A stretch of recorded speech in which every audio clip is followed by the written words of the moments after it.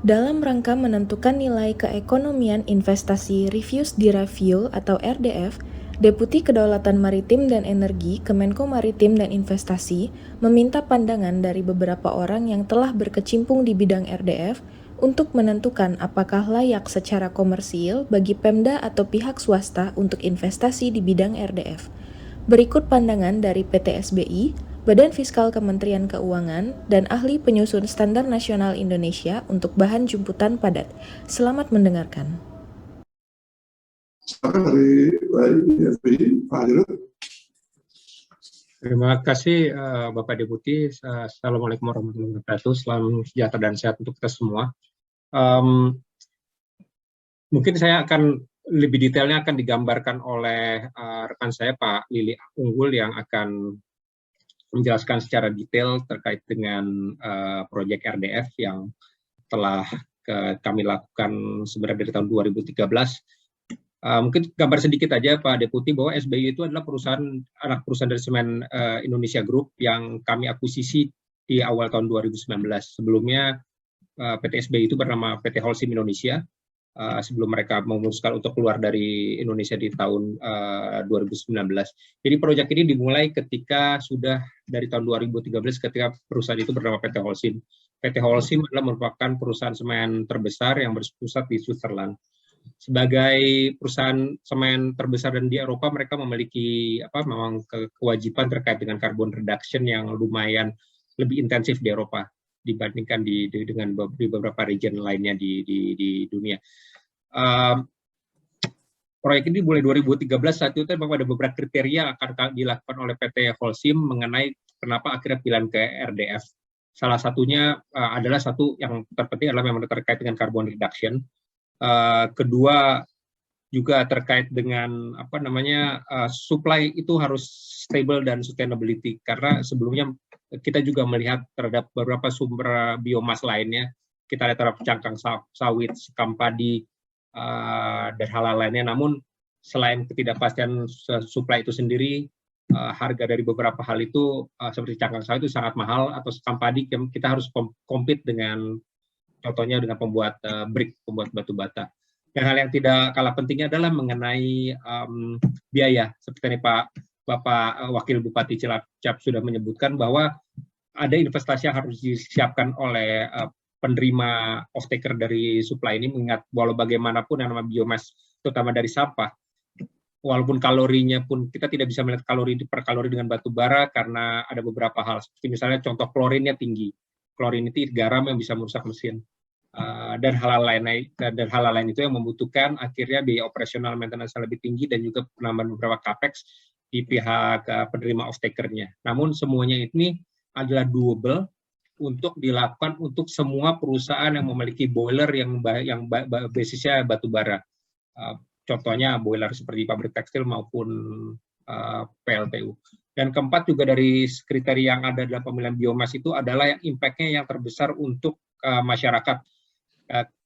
Kami melihat saat itu bahwa kebetulan masalah sampah seperti bom waktu, time bomb di Indonesia, dan sebagai corporate yang bertanggung jawab bagian dari CSR, kami ingin membantu juga untuk terkait dengan penyelesaian masalah tersebut. Untuk selanjutnya saya serahkan kepada Bapak Lili Unggul yang kebetulan dia dari tahun 2013 sudah mengikuti proyek RDF ini. Nanti akan diterangkan kepada Pak Deputi detail termasuk investasi, biaya operasional, dan lain-lainnya terkait dengan proyek RDF.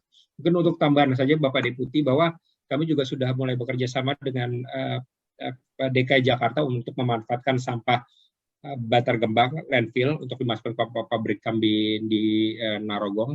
Saat ini pabrik kami di Narogong yang terletak dekat Gunung Putri itu sudah memanfaatkan sekitar 22% dari kiln kami itu, pabrik kami menggunakan yang kami sebut sebagai AFR, alternative fuel dan raw material, untuk menggantikan sumber fosil. Jadi kalau biasanya kita pakai 100 ton batu bara, sekarang di pabrik di Narogong itu 20% dari sampah industri dan sampah kota. Sementara di Cilacap kami telah menggunakan sekitar 8% untuk mengganti batu bara, tergantung dari yang seperti Bapak Bupati tadi sampaikan.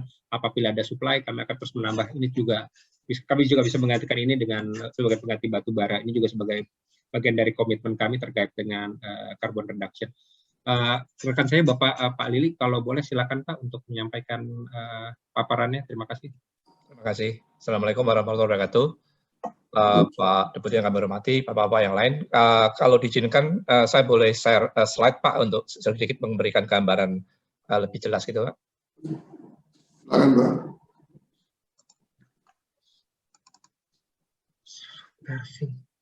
Baik, apakah sudah melihat slide saya?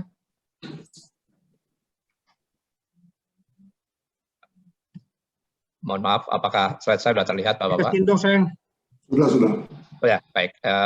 Jadi menambahkan apa yang dijelaskan Pak Ulia, juga tadi yang disampaikan oleh Pak Wakil Bupati Pak Samsul, SPI yang dulunya bernama Holcim memang terlibat dari awal studi, yaitu tahun 2013 dengan pertimbangan memang kita concern dengan yang namanya sustainable development, di mana kita juga harus membantu masalah lingkungan, terutama lingkungan di mana kita berada, di antaranya dengan penurunan CO2, dengan program sirkular ekonomi, yaitu memanfaatkan limbah dari industri, dan selanjutnya juga kita mengkaji terus dari biomasa, dan kemudian disampaikan bahwa kalau biomasa seperti sekam padi, kemudian juga cangkang kelapa sawit, itu dari sisi kontinuitas suplainya tidak bisa diandalkan, sehingga kita mencari renewable energy yang lain, dan kita melihat di samping masalah sampah ini juga masalah yang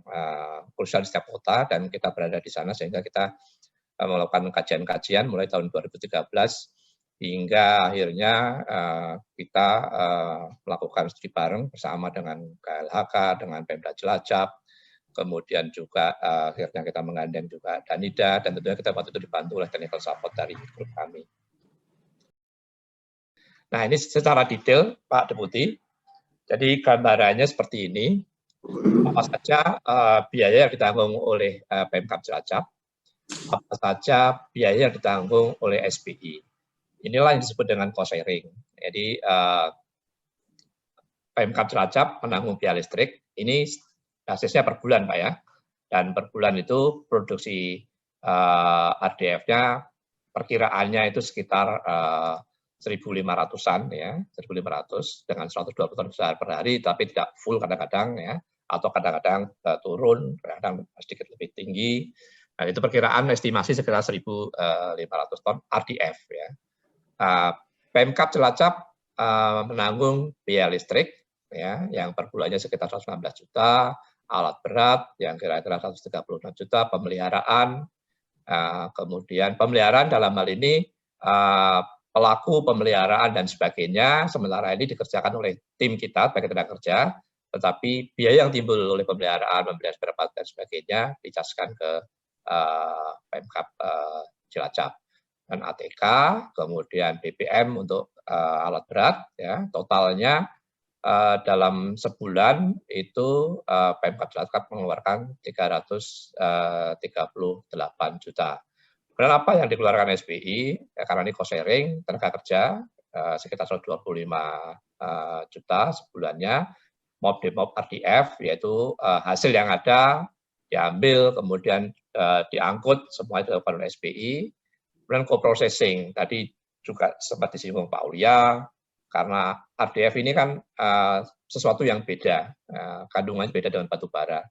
Tentunya ada penyesuaian proses, dan ada implikasi yang ditimbulkan di proses dan sebagainya, yang kita sebut co-processing itu, yang kalau kita hitung, itu kira-kira sebulan kita akan loss sekitar 150 juta. Di samping kita juga ada investasi, tapi kita tidak masukkan di sini gitu ya. Dan juga ada investasi tersendiri karena penyesuaian untuk co-processing ini gitu. Kemudian waktu itu memang ada semua investasi di cover oleh dari Danida Denmark, kemudian PUPR, terus kemudian Pemprov Jawa Tengah, kemudian Pemkab Cilacap, tetapi di dalam pelaksanaannya untuk membuat lancar, kita masih perlu beberapa tambahan infrastruktur, diantaranya di blok, kemudian fire suppression untuk pemadam kebakaran, agar cepat jalan. Waktu itu oke lah SPI mengcover, tetapi biayanya di breakdown ke bulanan. Akhirnya di total SBI mengeluarkan sebulannya itu 420 juta. Nah, dari sini kalau kita menghasilkan 1.500 RDF, hingga kita pertonkan itu produksi RDF ini yang ditanggung SBI ini 277.000, sementara yang ditanggung Pemda itu 224.000 per tonnya RDF. 224.000 itu per ton RDF, tapi kalau dikonversi per ton sampah sekitar 112.000. Nah, waktu itu kemudian kita kan akan mengambil produknya, berapa yang kita akan bayar gitu. Jadi sepakati kita mengambil dengan patokan 2/3 dari harga batu bara dengan perbandingan kalori yang ekuivalen. Jadi kalau harga batu bara itu waktu itu sekitar 645.000 per ton, kemudian kalori batu bara itu 4.200, kalori RDF ini dianggap 3.000, jadi 3/4-nya dari 645, kemudian dikalikan 2/3, ketemulah angka 300.000, Pak Deputi. Nah, ini yang SBI harus tanggung, tetapi karena kita sudah mengeluarkan uang 277.000, sehingga kita cukup membayar kekurangannya, yaitu 22.000 per ton RDF, yang inilah yang kita bayarkan ke Pemkab. Jadi asal uang 22.000 itu dari perhitungan ini, Pak Deputi. Saya kira informasi terakhir yang Bapak sampaikan tadi sudah memberikan gambaran kepada saya bahwa kita lihat dengan ukuran 120 ton saja, itu kalau kita gabungkan kontribusi dari SBI dengan kontribusi dari Pemda itu sudah hampir mencapai 500.000. Nah, maka kalau kita sampai ke 1 juta ton misalnya gitu ya, atau 200.000 ton, itu pasti akan mencapai 1 juta ya, kontribusinya kan begitu ya. Dan saya kira sangat tinggi seperti apa Bapak sampaikan tadi. Nah, informasi yang disampaikan oleh Pak Menko itu bahwa TPV-nya nggak ada gitu, TPV-nya nggak ada. Tetapi kalau saya lihat tadi kan ada kontribusi Pemda sudah ada, kontribusi dari SBI ada, belum lagi ada bantuan dari Unilever ada, gitu kan, belum lagi bantuan dari LHK, dari PUPR, dari lain-lain. Kalau itu bisa semua biaya itu kita keluarkan dan dia investasi murni, ya bisnis ini tidak layak ya Pak Lili ya. Kalau investasi murni bisa disebutkan tadi, betul Pak. Tapi kita melihat manfaat yang lain itu Pak, masalah lingkungan dan sosial gitu Pak. Jadi kalau murni bisnis memang waktu itu tidak layak, sehingga waktu itu SBI dalam hal ini Holcim harus menggandeng pihak lain untuk fundingnya Pak. Gitu, Pak. Kalau boleh saya tambahkan Pak Deputi, memang kalau kita lihat penggunaan RDF ini apabila secara komersial murni, ini bukan proyek yang bisa dilihat secara proyek yang memiliki nilai komersial untuk dilakukan oleh swasta. Namun perbandingannya adalah memang apabila suatu kota, terutama di kota-kota metropolitan, harga tanah yang mahal, sehingga mereka harus dihadapkan kepada pilihan apakah mereka harus melakukan teknologi ini atau melakukan landfill seperti Jakarta dengan Bantar Gebang atau ke sekitarnya, maka teknologi ini akan membantu jauh lebih baik daripada teknologi landfill yang disebabkan oleh karena harga tanah mahal dan juga tidak ada pengolahan berikutnya. Jadi teknologi RDF ini memang hanya sebagian dari solusi yang bisa diselesaikan oleh sampah, sehingga budget yang anggaran harus dilakukan oleh pemerintah kota untuk dihabiskan di landfill itu bisa dialihkan ke sini menjadi ada value added-nya untuk penyelesaian sampah dan juga untuk pengurangan carbon reduction. Demikian yang bisa saya tambahkan Pak Deputi.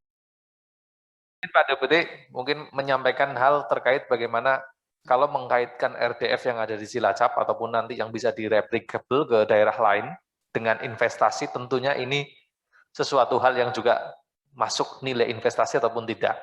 Cuma memang ada beberapa hal yang ini perlu ditekankan kepada Pemda adalah benefit yang sifatnya intangible dan juga benefit yang sifatnya tidak langsung. Satu adalah ketika membandingkan pengolahan RDF itu secara kontrol landfill atau sanitary landfill, biaya operasional yang optimal, saya contohkanlah di Cilacap itu kemarin kami meyakinkan bahwa seandainya dioperasionalkan sistem pengolahan sampah dengan kontrol landfill itu kurang lebih biayanya itu 7 miliar per tahun. Itu kalau dikelola yang optimal. Tetapi dengan adanya RDF ini, kita itu mendapatkan sistem biaya pengelolaan itu menjadi sekitar 3,9 miliar. Artinya ada di situ benefitnya adalah istilahnya apa? Pengurangan biaya ketika menggunakan kontrol landfill yang optimal. Satu lagi adalah kita memang mendapatkan benefit minimal sampah kita dihargai. Ada manfaat yang besar lagi adalah ketika manfaat sosial. Kesulitan untuk mengadakan membuka tempat TPA baru itu yang sangat susah. Hampir beberapa kasus lah di daerah itu, Pak Deputy, kalau mau membuka TPA baru, pasti konfliknya dengan masyarakat sekitar. Tidak mau. Oleh karena itu, kalau ini hanya dinilainya dari ukuran bisnis to bisnis, apakah investasi RDF ini menguntungkan untuk Pemda ketika berinvestasi 84 miliar, benefit yang diuntungkan harga jualnya RDF berapa? Ini tidak akan menemui titik temu.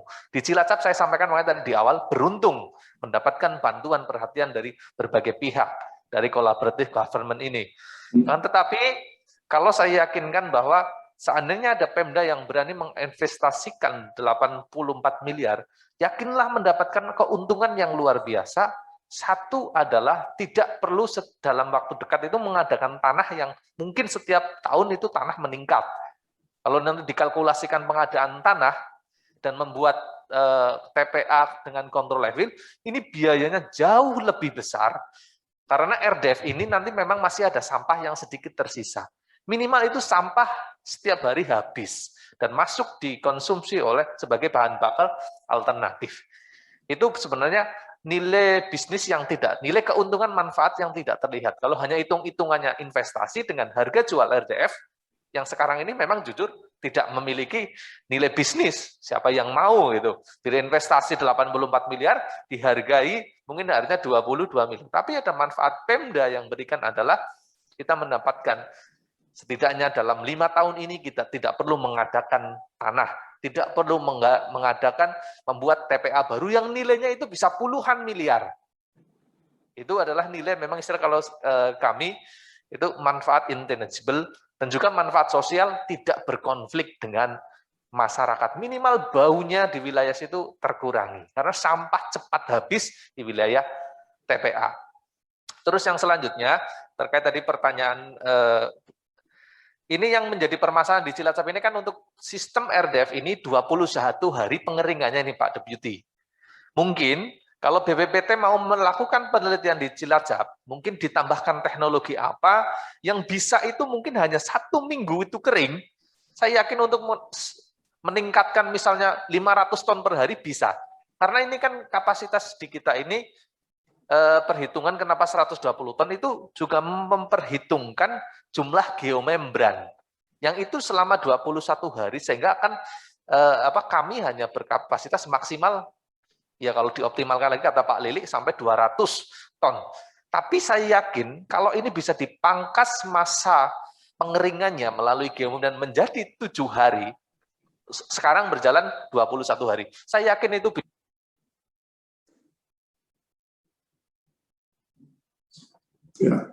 Ya, terima kasih.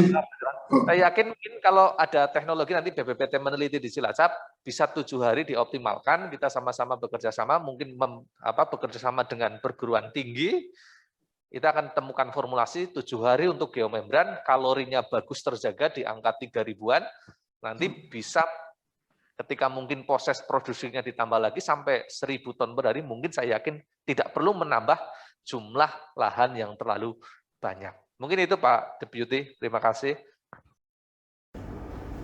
Selanjutnya kita akan dengarkan pandangan Bapak Agunan Samosir dari Badan Kebijakan Fiskal.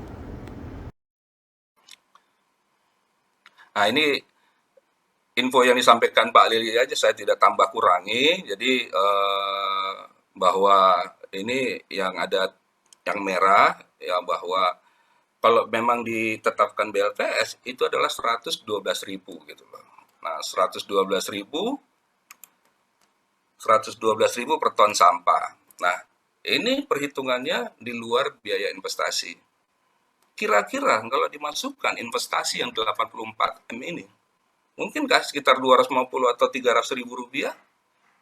Saya belum tahu. Itu nanti itu. Tapi saya punya hitungan sederhana saja yang sebenarnya sudah saya tunjukkan waktu lalu. Next slide. Nah, ini yang di kolom yang hijau itu saya asumsikan aja sama 250 saja. Tetapi kalau Pemda mengeluarkan dana ya atau spending di dalam belanja modal sebanyak itu ternyata 221.500 per ton sampah. Jadi kalau memang biayanya adalah sekitar 502.000 per ton sampah. Berapa kita yang mau jual kalau seperti itu? Pasti harus lebih besar. Nah, ini akan menjadi pertanyaan, apakah Pemda sanggup seperti ini? Apalagi dengan tonase yang sangat besar gitu loh. Ini silakan dihitung. Saya menyarankan dihitung kembali gitu loh, dengan cermat supaya ketika mengambil keputusan tidak salah langkah gitu ya. Nah, yang di kolom terakhir, nah ini nanti ada SMI ya, Pak Gosi kali ya. Pinjaman Pemda saya agak mengakselerasi aja, kira-kira 8%. Saya nanti kurang tahu kalau berapa kira-kira dari SMI. Kalau kita pinjam, ya kalau setahu saya memang kalau dengan dana PEN tahun ini kayaknya sudah di-close gitu loh. Yang ada juga pinjaman itu sekarang pakai bunga gitu ya.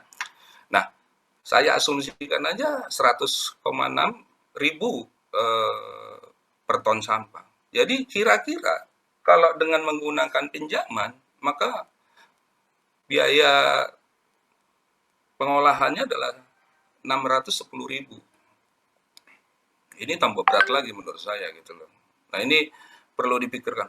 Jadi kalau memang ini mau diterapkan ke daerah lain, ya pertimbangkan dulu bagaimana kemampuan dari daerah. Tapi saya lihat tadi contoh-contoh yang disampaikan oleh Pak Arief adalah daerah-daerah yang sebenarnya menurut saya sampahnya sih nggak terlalu bermasalah gitu ya. Belum bermasalah gitu loh. Jadi mungkin menjadikan bahan bakar alternatif, kemudian juga landfill-nya masih luas, nah jadi tidak terlalu cepat menumpuk gitu loh. Nah itu perlu dipertimbangkan semua. Yang perlu dipikirkan adalah keberlanjutannya. Jangan sampai nanti ketika memutuskan itu tidak berlanjut. Ini yang menjadi PR buat kita bersemua gitu ya. Selanjutnya kita akan dengarkan paparan Ibu Cynthia, ahli penyusun SNI bahan jemputan padat. Saya ingin mengucapkan terima kasih ke Pak Tim Deputi Kemenko Marves dan jajarannya karena kami diberikan kesempatan untuk menyampaikan perspektif kami dari sisi bisnis dan investasi. Kemudian salam hormat juga untuk perwakilan dari perwakilan dari daerah dan kementerian lembaga serta teman-teman dari badan usaha lainnya. Mungkin untuk yang belum mengenal saya sebelumnya, saya adalah anggota tim konseptor SNI tentang bahan bakar jemputan padat. Waktu itu saya dipilih mungkin karena keterlibatan saya banyak di persampahan. Saya sendiri juga sudah cukup lama sebagai pelaku di industri persampahan dan juga dari sisi kegiatan bisnis pada saat itu memang kami sudah menjadi pemenang lelang dari proyek PSEL di Kota Tangerang yang memang melibatkan produksi RDF dan RDF Power Plant. Jadi hari ini yang saya ingin sampaikan adalah bagaimana evaluasi pemanfaatan dari bahan bakar alternatif kalau dari kacamata bisnis dan investasi. Di sini saya menggunakan terminologi bahan bakar alternatif karena itu sifatnya luas ya. Di sini ada berbagai macam jenis bahan bakar alternatif. struktur dari paparan saya hari ini, saya akan pertama meluruskan sedikit mengenai sebagai konseptor SNI, saya ingin meluruskan sedikit tentang RDF dan BBJB. Kita akan sedikit mendalami apa perbedaannya, karena tadi seperti disampaikan Pak Agunan, ada industri yang sudah established di pabrik semen, dan kemudian ada industri yang sedang mencoba emerging teknologi yang ingin masuk ke co-firing co-firing di PLTU batubara. Saya akan jelaskan sedikit mengenai perbedaannya dan filosofinya, dan bagaimana dampaknya terhadap industri persampahan. Yang kedua, saya ingin bicara sedikit mengenai sisi kelembagaan. Bagaimana, apakah badan usaha dan investor bisa berperan di dalam industri ini? Nah, setelah itu saya akan menjawab pertanyaannya Pak Deputi di section ketiga mengenai biaya produksi RDF. Di sini saya akan melihat dari perbandingan dari apa yang sudah disampaikan oleh Pak Agunan tadi dan teman-teman dari SBI di paparan-paparan sebelumnya, dan membandingkannya dengan apa yang kita sendiri experience untuk di PSL Kota Tangerang. Dan dari itu semua saya akan menyimpulkan terkait dengan apa yang saya pahami mengenai bagaimana kita melakukan perang melawan sampah ini, apa sih sebenarnya strategi yang sebaiknya kita gunakan. Oke. Di section ini, Pak, saya ingin mendalami sedikit secara teknis apa itu RDF dan apa itu BBJB. Saya ingin menjawab dua pertanyaan besar, yaitu apakah RDF seperti yang diproduksi di Cilacap itu dapat digunakan sebagai BBJB untuk co-firing PLTU batubara. In other words, saya ingin menyampaikan apakah ini dua material yang sama, ini apakah dua benda yang sama gitu. Kemudian berikutnya adalah apakah BJB dapat diproduksi dari municipal solid waste atau sampah rumah tangga dan sejenis rumah tangga sebagaimana didefinisikan di dalam Undang-Undang Pengelolaan Sampah. Oke, pertama ingin membandingkan dulu terkait karakteristiknya, yaitu yang pertama RDF yang diproduksi di Cilacap dari PT SBI. Ini saya ambil dari paparan-paparan yang beredar. Kemudian juga atas BBJB yang digunakan untuk co-firing PLTU.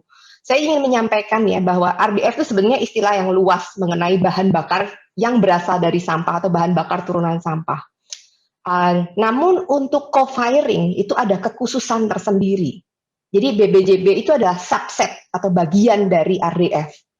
Nah, kalau di dalam SNI 8966 itu yang dimaksud BBJB di sini adalah yang dikhususkan untuk co-firing di pembangkit listrik existing. Jadi ada karakter-karakter khusus yang memang harus diperhatikan untuk bisa menjadi untuk PLTU batubara tersebut yang melindungi aset dari PLTU batubara tersebut. Nah, ini kalau di sebelah kiri ini RDF dari produksi di Cilacap dan sebelah kanan BPJB untuk co-firing PLTU. Ada beberapa highlight yang ingin saya sampaikan. Yang pertama adalah terkait dengan karakter dari pabrik semen yang di sebelah kiri. Pabrik semen tidak mempermasalahkan material of origin selama dia memenuhi karakteristik yang dibutuhkan. Ini mungkin Pak Lirik dari SBI bisa mengkonfirm atau mengcounter pernyataan saya. Tapi kalau untuk BBJB karena ada permasalahan dengan slugging dan fouling di boilernya, maka mereka menginginkan ada kadar material organiknya dibatasi. Jadi kadar non-biomasanya dibatasi, sehingga kadar material organiknya ada kelas-kelasnya, itu kelas 1, kelas 2, kelas 3, di mana paling minimum adalah 85%. Yang kedua, pabrik semen itu menerima RDF dengan ukuran 20-50 mm, relatif lebih besar daripada yang diinginkan oleh PLTU, yaitu dalam bentuk fluff. Fluff ini ukurannya kalau sesuai SNI itu adalah 0,297 sampai 2,38 mm, kecil sekali, hampir mendekati bubuk, dan dia juga menerapkan Hargrove Grindability Index. Artinya ini dia memang dibutuhkan supaya dapat digerinda di dalam PLTU batubara. Jadi dapat dikecilkan lagi supaya bisa menyamai ukuran untuk PLTU pulverized coal. Yang ketiga yang saya ingin highlight adalah kualitas dari produk tersebut dari sisi kadar abu, kadar air, dan nilai kalor. Kalau kita melihat dari apa yang disebut produk di RDF Cilacap, itu setara dengan BBJB kelas 3. Kalau kita melihat sisanya, inert dan oversize, itu berada di luar standar. Nah, pertanyaan berikutnya adalah, dapatkah RDF seperti yang diproduksi untuk pabrik semen tersebut digunakan secara langsung untuk BBJB co-firing PLTU?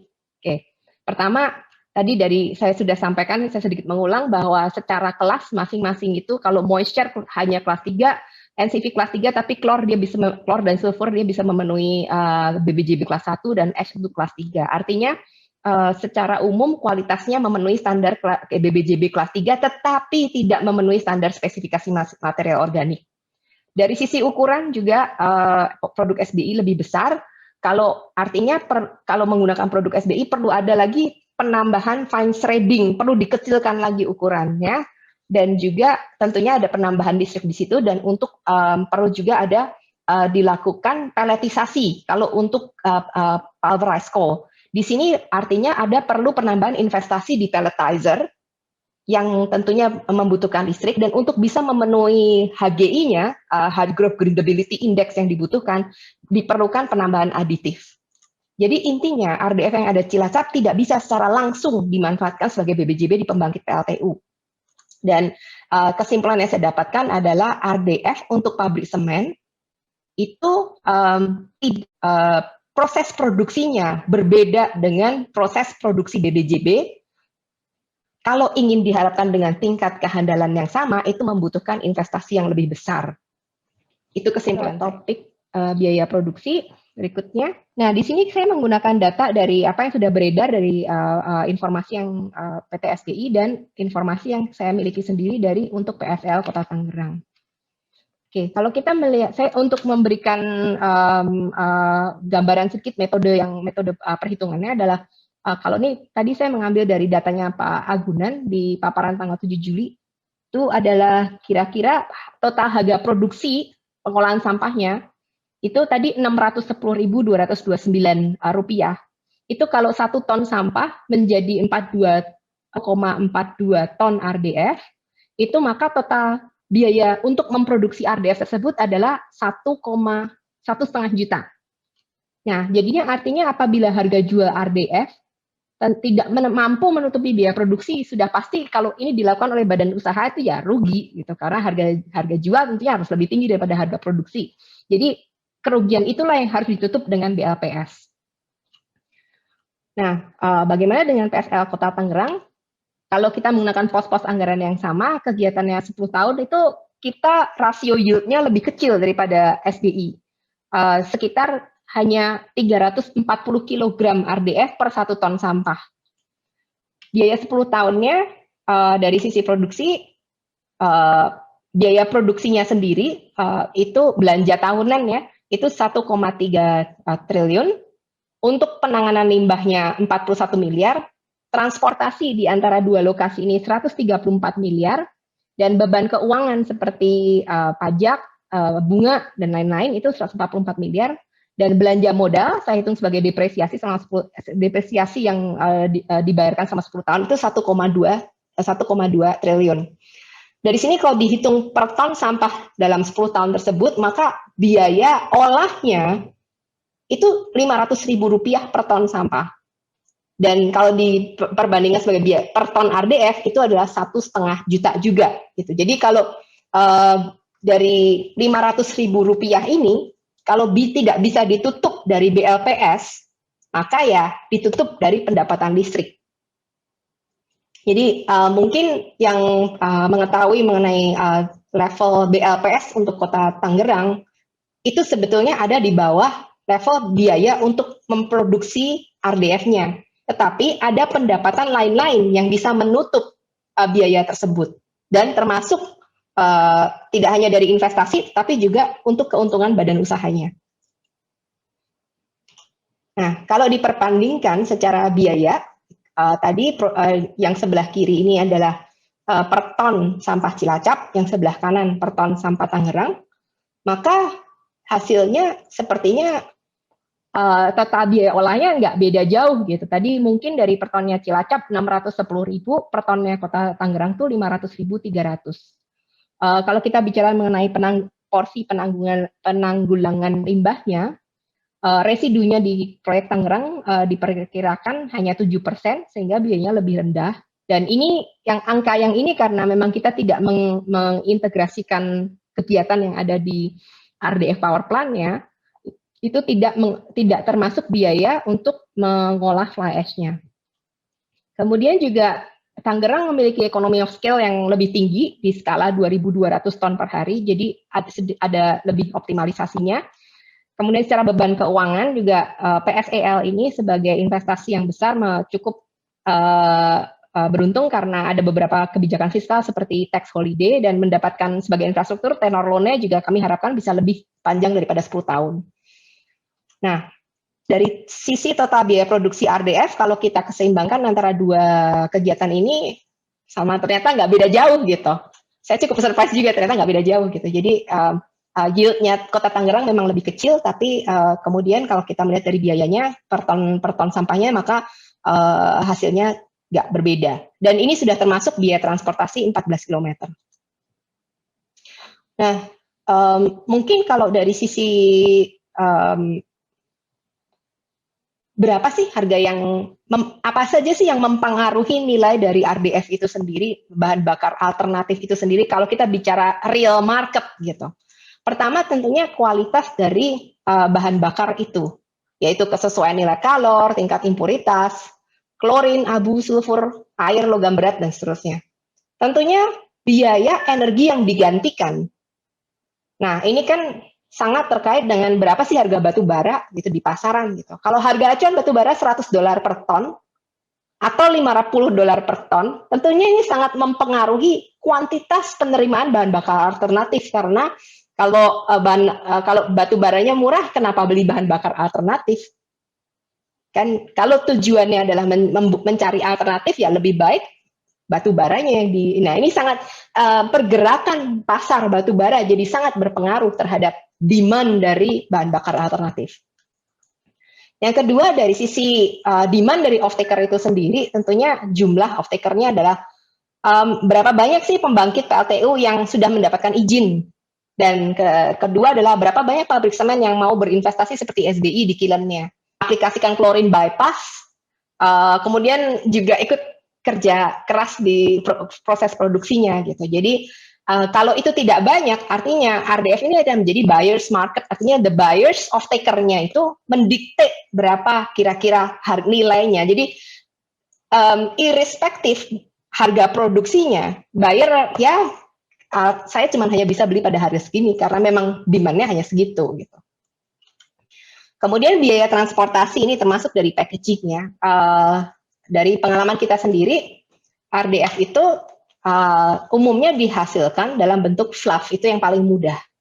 Kemudian untuk transportasi, kayak contohnya dari yang tadi terjadi di Tangerang, di dalam transportasi 14 km tersebut dilakukan baling atau pengepakan.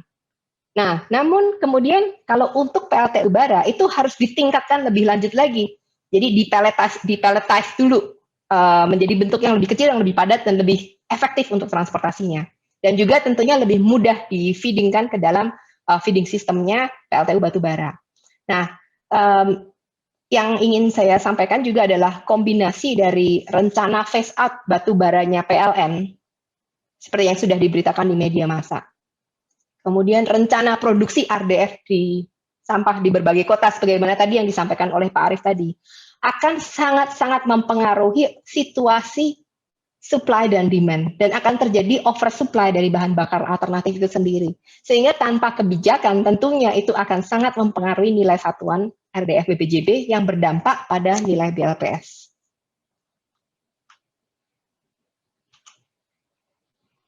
Oke. Bagian terakhir ini cuma 4 slide.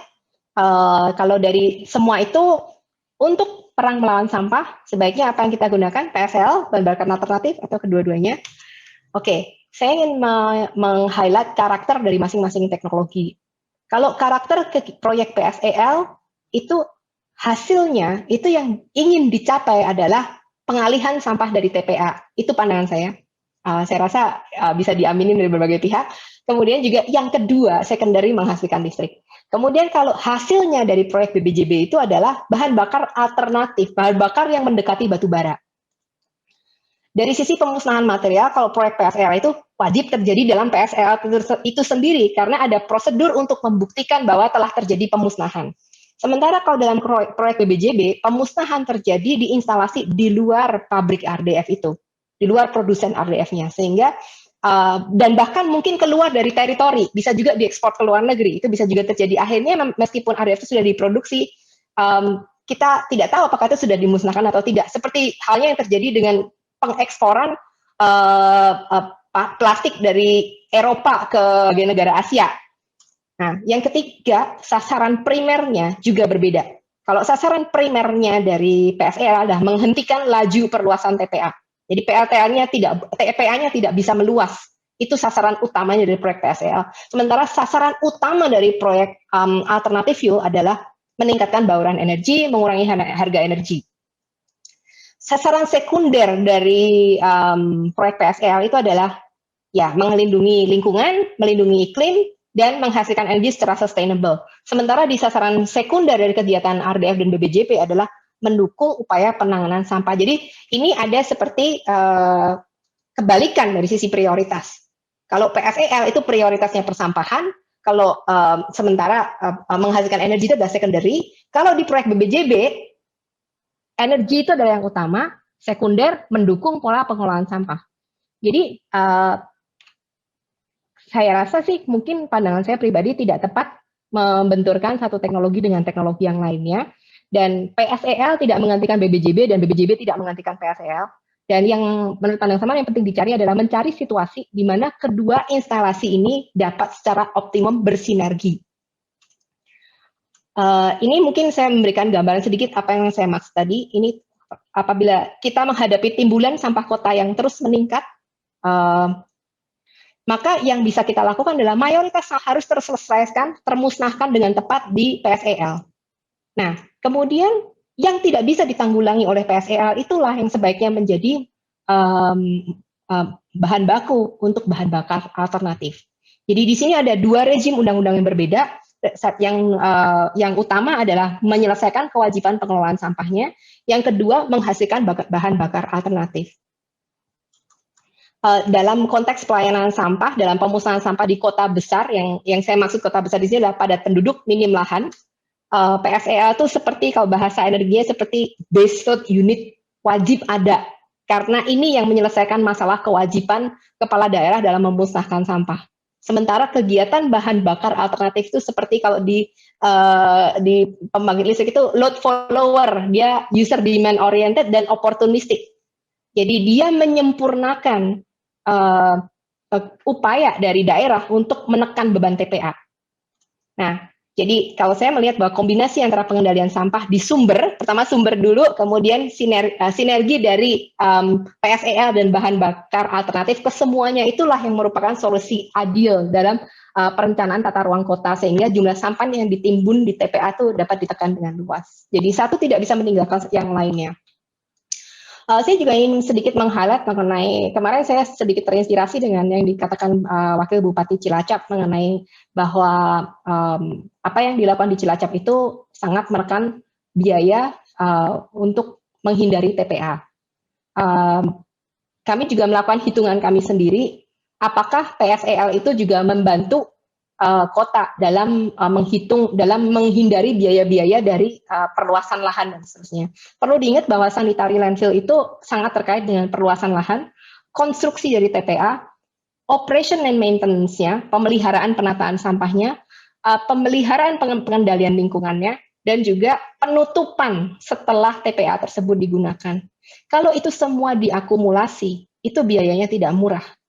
Nah, kalau kita melihat di sini yang saya simulasikan terkait dengan total biaya terakumulasi untuk sanitary landfill selama 25 tahun, itu kalau di Kota Tangerang bisa mencapai 18,49 triliun. Ini kalau dilakukan dengan tata cara pelaksanaan perundangan yang tepat, yang sesuai baku mutu.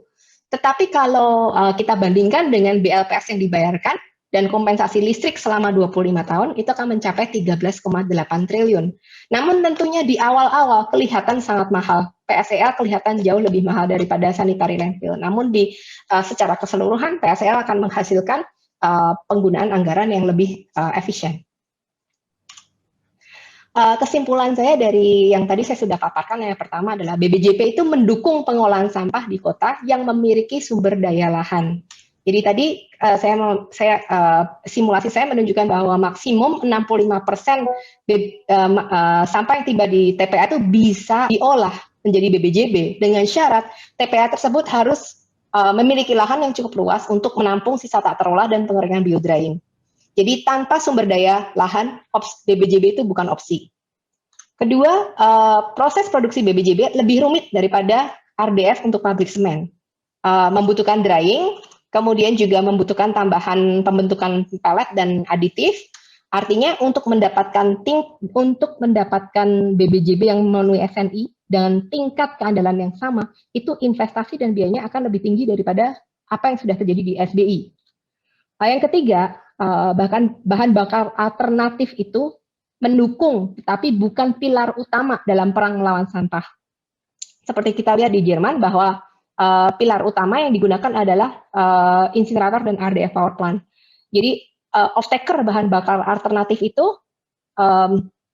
bahan bakar alternatif tidak dapat dijadikan andalan dalam perang melawan sampah karena kebutuhan Pemda dalam pengelolaan sampah itu adalah wajib dan konstan. Sementara kebutuhan off-taker akan bahan bakar alternatif itu adalah pilihan atau alternatif. Jadi dibeli pada saat dibutuhkan. Jadi intisarinya adalah saya sepakat dengan apa yang dikatakan Pak Agunan tadi bahwa memang BBJB ini untuk 12 kota masih perlu kajian yang lebih mendalam. Demikian bagi Pemda yang akan mencari pinjaman untuk investasi proyek RDF atau pihak swasta yang mau investasi di proyek RDF, silahkan pertimbangkan dengan matang sebelum memilih teknologi. Karena tipping fee untuk kedua teknologi rata sama berkisar antara Rp400.000 sampai dengan Rp600.000 per ton sampah di luar biaya angkutan sampah ke TPA.